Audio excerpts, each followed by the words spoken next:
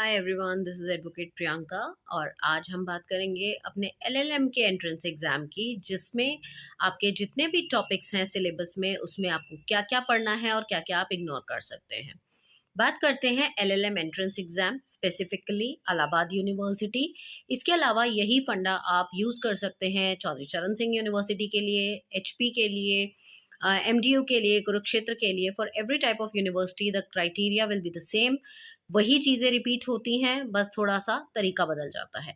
तो अगर हम बात करें, जैसे कि हमने पिछली वीडियो में बात की थी कि एलएलएम के एंट्रेंस एग्जाम में कौन कौन से टॉपिक कितने कितने वेटेज रखते हैं। सबसे पहले जैसे कॉन्स्टिट्यूशनल लॉ की हमने बात की थी कि 1/3 पेपर जो है आपका कॉन्स्टिट्यूशनल लॉ ऑफ इंडिया से बिलोंग करेगा। तो अगर आपके 150 में से 50 question constitutional law of India से होंगे, तो आपको तैयारी भी उसकी उसी हिसाब से करनी होगी। कॉन्स्टिट्यूशनल लॉ ऑफ इंडिया का बहुत ही वास्ट सिलेबस है, तो उसमें आपको ऐसी क्या क्या चीज़ें हैं जो कवर करनी है और उनमें से क्या क्या आप छोड़ सकते हैं। देखिए, सबसे पहले जो सबसे इंपॉर्टेंट चीज़ें हैं वो है कॉन्स्टिट्यूशन के आर्टिकल्स। आपको आर्टिकल बाय आर्टिकल चीज़ें पता होनी चाहिए कि आर्टिकल्स क्या हैं, कितने हैं, उसमें कौन से आर्टिकल में क्या बातें कही गई हैं। मुझे भी पता है इतने सारे आर्टिकल्स याद करने पॉसिबल नहीं है आपके लिए। तो आप क्या करेंगे, आप मेजर मेजर आर्टिकल्स, जैसे फंडामेंटल राइट्स है तो आर्टिकल 12 से लेके आर्टिकल 35 तक फंडामेंटल राइट्स है, तो उसको याद कर लीजिए। रिट्स जो है वो कौन से वाले आर्टिकल में बताया गया है उसके बारे में आपको पता होना चाहिए। कौन सा रिट क्या बताता है उसके बारे में आपको पता होना चाहिए। डायरेक्टिव प्रिंसिपल्स क्या हैं, कौन कौन से डायरेक्टिव प्रिंसिपल्स हैं, कौन से पहले से थे, कौन से बाद में अमेंडमेंट के अंडर्स आए। तो ये सारी चीज़ें आपको पता होनी चाहिए। फंडामेंटल ड्यूटीज़ कौन कौन सी हैं, कौन सी बाद में अमेंडमेंट में आई, कौन सी पहले थी। तो ये सारी चीज़ें। इसके अलावा आपको पता होना चाहिए स्टैट्यूटरी बॉडीज़, कॉन्स्टिट्यूशनल बॉडीज़ के बारे में, जैसे इलेक्शन कमीशन के बारे में, आपकी एनसीडब्ल्यू के बारे में, आपकी और भी बहुत सारी बॉडीज़ होती हैं जो स्टैट्यूटरी बॉडी हैं, कॉन्स्टिट्यूशनल बॉडीज़ हैं, उन सब के पावर एंड फंक्शंस आपको पता होने चाहिए। इसके अलावा आपने पढ़ने हैं केस लॉज। जी हाँ, बहुत इंपॉर्टेंट कुछ केस लॉज हैं, जैसे A.K. गोपालन का केस लॉ है, गोलकनाथ का केस है, केशवनंदा भारती का केस है, मेनका गांधी का केस है।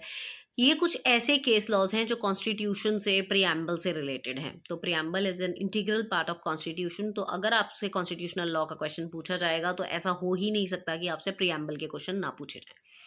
तो आपने केस लॉज बहुत अच्छे से पढ़ने हैं। प्रियम्बल की एक एक टर्मिनोलॉजी आपको पता होनी चाहिए। सोशलिज्म कब ऐड हुआ, उसके बाद सेक्युलर कब ऐड हुआ, उसके अंदर इंटीग्रिटी कब ऐड हुआ, कौन सी अमेंडमेंट में ऐड हुआ, ये सारी चीज़ें आपको वहाँ पर पता होनी चाहिए।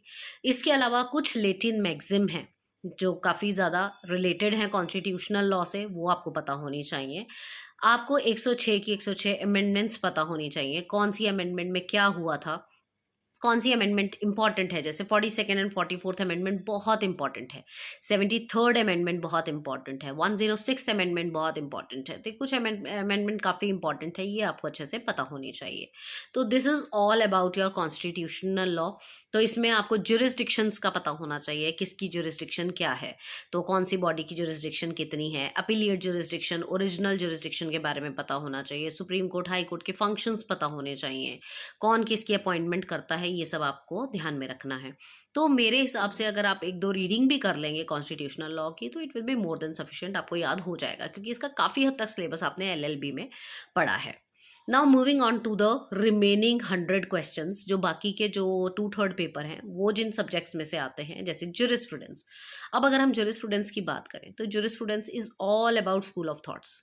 ऑस्टिन क्या कहता है, बेंथम क्या कहते हैं, H.L.A. हार्ट क्या कहते हैं, उसके अलावा कोहलर की क्या फिलॉसफी थी, नेचुरल स्कूल क्या कहता है, रियलिस्टिक स्कूल क्या कहता है, historical school, sociological school, psychological school, ethical school, ये सारी चीज़ें आपको पता होनी चाहिए कि कौन सा स्कूल किस चीज़ को फेवर करता है।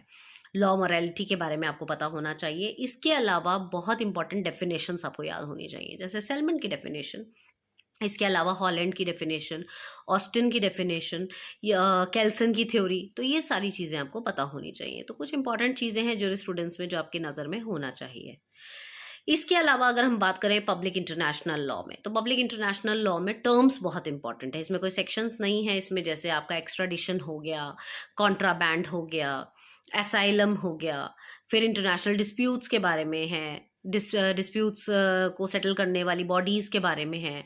इसके अलावा कुछ केस लॉज हैं इंपॉर्टेंट, ज़्यादा केस लॉज नहीं है PIL में, आपके पब्लिक इंटरनेशनल लॉ में कुछ इंपॉर्टेंट केस लॉज हैं, वो आपने रीड करने हैं।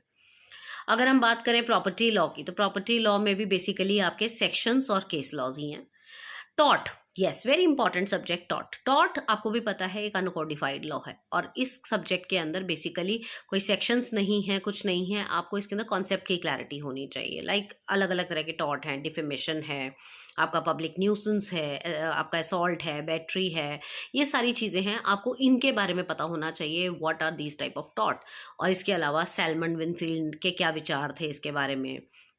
इंपॉर्टेंट केस लॉज, यस, बहुत इंपॉर्टेंट, जैसे रेलन वर्सेस फ्लेशर का क्या केस लॉ था, भोपाल गैस ट्रेजेडी क्या था, एशबाय वर्सेस वाइट क्या था। इसमें टॉट में लैटिन मैक्सिम्स बहुत इंपॉर्टेंट है, don't forget to do the Latin maxims, जैसे डेमनम साइन इंजरिया है, इंजरिया साइन डेमनम है, वॉलंटी नॉन फिट इंजरिया, ये सारे के सारे जो टॉपिक हैं बहुत इंपॉर्टेंट है। आपको ये सारे के सारे लैटिन मैक्सिम, मेरी इसी चैनल की एक प्लेलिस्ट है जिसमें मैंने सारी लीगल मैक्सिम्स का एक जब वीडियो बनाया हुआ है, जिसमें करीबन 30 से 40 मैक्सिम्स हैं, उसके बाहर से कुछ नहीं आएगा, आप उसको फॉलो कर सकते हैं।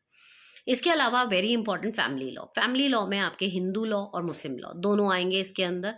इसमें हिंदू लॉ और मुस्लिम लॉ के दोनों के स्कूल्स आपको अच्छे से पढ़ना है, जैसे मिताक्षरा, दया भागा एट्सेट्रा, शिया सुन्नी के बारे में ये सब पढ़ना है। फिर अलग अलग तरह के तलाक मुस्लिम में कौन कौन से हैं, उनमें वक्फ बोर्ड का क्या फंक्शन रहता है, ये सारी चीज़ें आपको पता होनी चाहिए। हिंदू लॉ में आपको बेसिकली सारे सेक्शन वाइज पता होना चाहिए। हिंदू मैरिज एक्ट 1955 के बारे में आप पढ़ के जाएंगे इसमें बहुत अच्छे से। इसके अलावा सक्सेशन एक्ट हो गया, एडॉप्शन एंड मेंटेनेंस हो गया, ये सारी आपको पता होनी चाहिए, क्लास 1 हायर, क्लास 2 हायर्स के बारे में। इसके अलावा एडॉप्शन मेंटेनेंस के क्या रूल्स होते हैं, कि गार्डियनशिप के क्या क्या रूल्स हैं, और थोड़ी बहुत अमेंडमेंट्स के बारे में कि इसमें कब कब क्या क्या अमेंडमेंट्स हुई हैं, और सेक्शंस, जैसे आपसे डिवोर्स का सेक्शन पूछ लेते हैं, आपसे बाईगैमी का सेक्शन पूछ लेते हैं, सारी चीज़ें आपको पता होनी चाहिए। Next is criminal law. Criminal law में भी आपका बेसिकली सारा का सारा जो पनिशमेंट्स हैं, आपके इंपॉर्टेंट जो क्राइम्स हैं वो, और उसके सेक्शंस और उसकी पनिशमेंट्स ये पूछते हैं, और इंपॉर्टेंट केस लॉज। अब इसके लिए आपको पूरा का पूरा BNS पढ़ना पड़ेगा, भारतीय न्याय संहिता, जिसकी अलग से प्लेलिस्ट मेरे चैनल पे आपको मिल जाएगी, और इसमें आपको पूरे नए सेक्शंस के अकॉर्डिंग यहाँ पढ़ना है। एंड उसके बाद है कॉन्ट्रैक्ट लॉ। कॉन्ट्रैक्ट लॉ में आपको भी पता है सेक्शन वाइज एक एक चीज़ आपको पता होनी चाहिए। बेलमेंट क्या है, गारंटी क्या है, एक सही कॉन्ट्रैक्ट क्या होता है, वैलिड और वॉइड कॉन्ट्रैक्ट में क्या डिफरेंस है। इसके अलावा आपका डोनर कौन होता है, डोनी कौन होता है, फिर और बहुत सारी चीज़ें इसके अंदर और भी आपको पढ़ने को मिलेंगी कॉन्ट्रैक्ट एक्ट में। तो काफ़ी सारे इंपॉर्टेंट सेक्शंस है इसके अंदर जो आपको पेपर में आ सकते हैं। तो ओवरऑल देखा जाए तो है तो LLB का ही सिलेबस, बट थोड़ा सा आपको इस पॉइंट ऑफ व्यू से पढ़ना है कि आपको MCQs में सही आंसर ढूंढने हैं उसके। तो इसमें मैच द फॉलोइंग के फॉर्म में भी आ सकता है, आपको 4 ऑप्शन आ सकते हैं, उसमें आपको करेक्ट भी लगाना आ सकता है, असर्शन रीजन के फॉर्म में भी आ सकता है। तो आपको सब्जेक्ट की क्लैरिटी होनी बहुत ज़्यादा ज़रूरी है। तो उस चीज़ को पढ़ने के लिए आप डिटेल में स्टडी करना शुरू कर दें। हर सब्जेक्ट के हर पेपर की प्लेलिस्ट मेरे चैनल पे आपको मिलेगी, और बहुत ही जल्दी हम LLM की क्लासेस भी शुरू करने वाले हैं, जिसमें हम एक एक पेपर आपको कराएंगे बहुत ही डिटेल में। उसके एनरोलमेंट स्टार्ट हो चुके हैं, आप लोग अपने अपने रजिस्ट्रेशन करा सकते हैं, और बहुत ही रीज़नेबल फ़ीस में हम इसकी तैयारी कराएंगे। 2 महीने का सारा कोर्स है जिसमें आपको क्वेश्चन पेपर तक भी सॉल्व कराए जाएंगे। सो उम्मीद करती हूँ आपको ये वीडियो काफ़ी हेल्पफुल लगा होगा। इसके बाद जो अगली वीडियो होगी इसमें हम क्वेश्चन पेपर डिस्कस करेंगे। Till then all the best, and you can register yourself on 9953308400. Just drop a message for LLM preparation. Thank you.